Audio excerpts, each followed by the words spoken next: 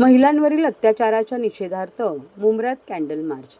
गेल्या काही दिवसांपासून राज्यात महिलांवरील अत्याचारात प्रचंड वाढ झाली आहे.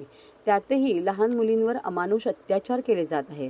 अत्याचार करणाऱ्या नराधमांना फासावर लटकवावे या मागणीसाठी राष्ट्रवादी काँग्रेस शरदचंद्र पवार पक्षाचे राष्ट्रीय सरचिटणीस डॉक्टर जितेंद्र आव्हाड यांच्या सूचनेनुसार तथा जिल्हाध्यक्ष मनोज प्रधान यांच्या मार्गदर्शनाखाली ठाणे महिलाध्यक्ष नगरसेविका मनीषा भगत यांच्या नेतृत्वाखाली मुंब्रा येथे कॅन्डल मार्च काढण्यात आला. पुणे जिल्ह्यातील नसरापूर येथील 3.5 ते 4 वर्षाच्या चिमुरडीवर झालेला अत्याचार आणि तिची निर्घृण हत्या या अत्यंत दुर्दैवी घटनेचा विरोधात हा कॅन्डल मार्च काढण्यात आला. मुंब्रा स्टेशन ते डॉक्टर बाबासाहेब आंबेडकर चौक दरम्यान काढण्यात आलेल्या या मार्चमध्ये शेकडो महिला, लहान मुली सहभागी झाल्या होत्या.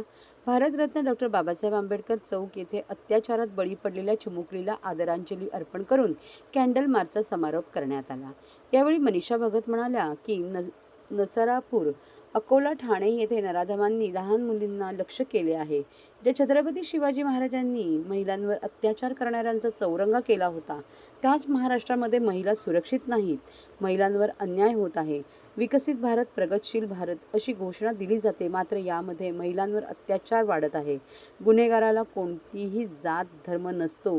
अशा गुन्हेगारांना कठोर शिक्षा झाली पाहिजे. या लहान मुलीचा काय दोष होता, असा सवाल करताना घटनेतील नराधमाला अत्यंत कठोर शिक्षा झाली पाहिजे. याबरोबर यापुढील काळात महिलांवर कोणताही अत्याचार होणार नाही याकरिता कठोर कायदे निर्माण झाले पाहिजे.